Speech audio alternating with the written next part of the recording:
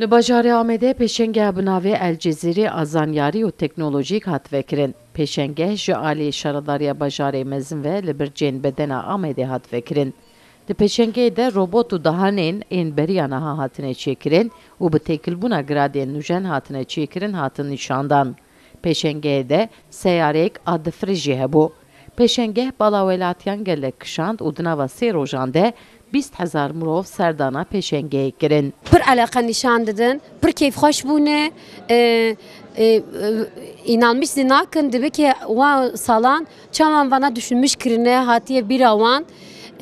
Ve carezi zaman pır değerliye El Cezîre dibe ki zamanla deste insanan da derbas nebe em bigri bo navi roje 4.5 saat şevezi 9.5 saat girtiye bo ki insan ser zamanı hakimiyet kurmuş ki.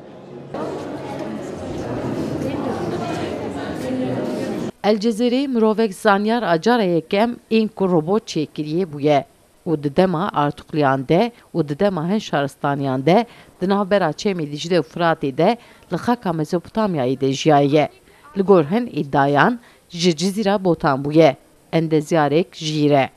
7 sala sezdemini Livrda Bajêr de yaşamış bîye, Livrda baş mühendislik kiriye, 26 sal baş mühendislik kiriye, nava Dicle û Firatê de vî coğrafyada yaşamış kiriye ve kavî navê wî El Cezîrê danîne. Gelek makineyên robot wekî saetên ji avê, kelopelên pîvandinê, giradên ên otomatik, pompeyên avê, alavên pîvandina zexta xwînê û her wekî din çêkiriye. Planê çêkirinê jî di pirtûkekê de kom kiriye. Ji wan hinek mînak di pêşengehê de hatin nîşandan. Di pêşengeha teknolojiyê de ev makineyê ku li pêş min e hûn jin hadibînin navê xwe ji El Cezîrê endezyarê dîrokî a sedsala sezdemîn distîne.